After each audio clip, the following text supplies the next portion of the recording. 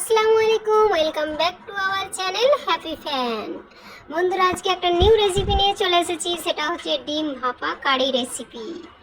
তো কথা না বাড়িয়ে চলো রেসিপিটা শুরু করা যাক। ভিডিও শুরু করার আগে সাবস্ক্রাইব বাটনটা অবশ্যই দাবিয়ে দেবেন, যাতে করে সবার আগে নোটিফিকেশন তোমার কাছে পৌঁছে যায়। তো চলো শুরু করা যাক। ডিম ভাপা করার রেসিপির জন্য যা যা প্রয়োজন আমি সেগুলো এক এক করে ভিডিওর মধ্যে দেখিয়ে দিচ্ছি। প্রথমে আমি একটা টিফিন কৌটো নিয়ে নিয়েছি, তার মধ্যে একটু ঘি ব্রাশ করে নেব। তো বন্ধুরা, দেখতে পাচ্ছ তোমরা যেমন খুশি কিন্তু টিফিন বক্স নিতে পারো, আমার কাছে এটাই সব থেকে বেটার মনে হয়েছে, তাই আমি এটাকে নিয়ে নিলাম। সো বন্ধুরা, তোমরা দেখতে থাকো এর পরের কাজগুলো। তো আমি এক এক করে ডিমগুলোকে ফাটিয়ে নিয়েছি, টিফিন কৌটোর মধ্যে নিয়ে নিলাম। একটা কাঁটা চামচের মধ্যে সমস্ত ডিমের কুসুমগুলোকে ফাটিয়ে নিচ্ছি ভালো করে, যাতে করে ডিমের কুসুম আর সাদা অংশটা একসঙ্গে গুলে যায় বা একই হয়ে থাকে। তো এইভাবে সমস্ত ডিমগুলোকে আমি ভালোভাবে ফাটিয়ে নিচ্ছি বন্ধু। তো ভিডিওটা স্কিপ না করে প্রথম থেকে শেষ পর্যন্ত দেখার অনুরোধ রইল। স্কিপ করলে কিন্তু বুঝতে পারবে না। তো আমি এটাকে চাপা দিয়ে এরপরে আমি কি করব, এটাকে আমি ভাপিয়ে নেব। যেহেতু ভাপা রেসিপি হবে, আমি কুকারের মধ্যে নিয়ে নিলাম, এর মধ্যে দিয়ে দিলাম প্রয়োজন মতো পানি। তো এরপর আমি কুকারে ঢাকনাটা ঢাকা দিয়ে 2 থেকে 3টা সিটি দিয়ে নেব বন্ধুরা। পরের কাজগুলোকে আমি করতে থাকবো, ততক্ষণ ওদিকে ডিম ভাপা হতে থাকুক। আমি এখানে কুচিয়ে নেব টমেটো, কুচিয়ে নেব পেঁয়াজ। তো বন্ধুরা, দেখতে পাচ্ছি অনেকে কি করে, টমেটো যখন কাটে তখন এদিক ওদিক ছিটিয়ে যায়, তাই আমি প্রথমে ওর ভিতরের অংশটা কেটে নিলাম, তারপর আমি এক এক করে টমেটোগুলো কুচিয়ে নিলাম। এটা একটা সিক্রেট আমি দেখিয়ে দিলাম। তো আমি যখনই টমেটো কুচি করি তখন এইভাবেই করি। তো তোমাদের কাজকে দেখিয়েই দিলাম টমেটো কুচি কিভাবে করতে হয়, কিভাবে করলে সুবিধা হয়। পেঁয়াজ অলরেডি কুচিয়ে নিয়েছি, এদিকে আমার ডিম ভাপা হয়ে গেছে। দেখো বন্ধুরা, তো বন্ধুরা দেখতে থাকো ডিম ভাপাটা কেমন হয়েছে। আমি তোমাদেরকে টিফিনের ঢাকনাটা খুলে দেখিয়ে দিচ্ছি।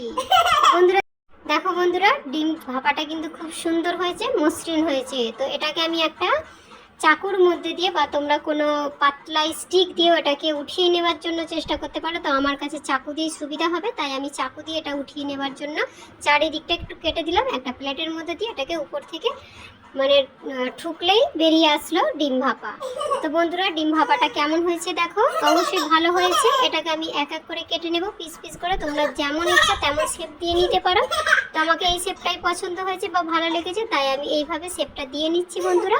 তোমরা যে কোনো ইচ্ছা চারকোনাও করতে পারো, এরকমও করতে পারো, তোমাদের ইচ্ছা মতো করে নিও অবশ্যই।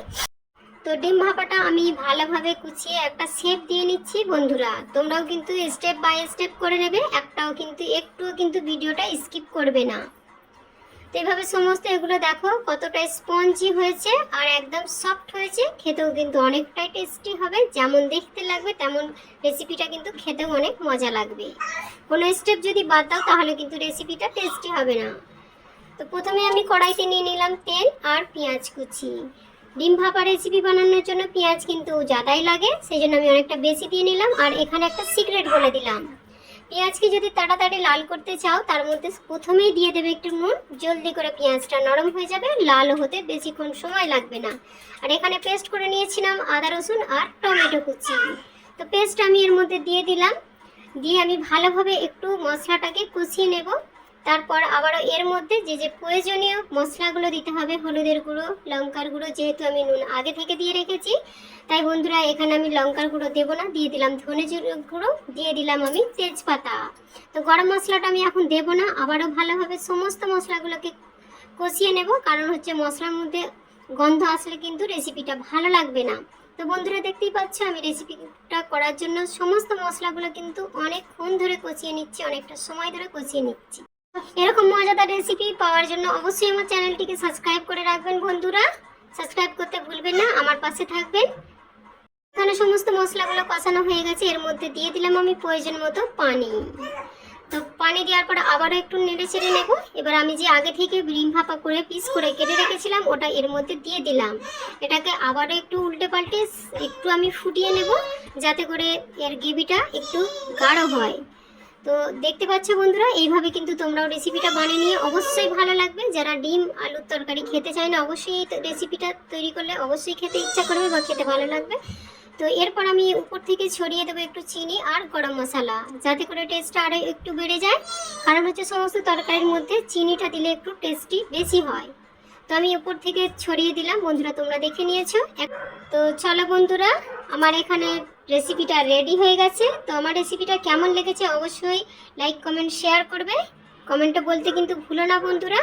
তো গরম গরম ভাতেই রেসিপিটা অবশ্যই ভালো লাগবে, একবার হলেও ট্রাই করে দেখো বন্ধুরা। তো আজকে এ পর্যন্তই। ভালো লাগলে লাইক কমেন্ট শেয়ার করো। আমার চ্যানেলে যদি প্রথম হয়ে থাকে অবশ্যই চ্যানেলটিকে সাবস্ক্রাইব করো। সো ফ্রেন্ডস, আজ এ পর্যন্তই। আল্লাহ হাফেজ।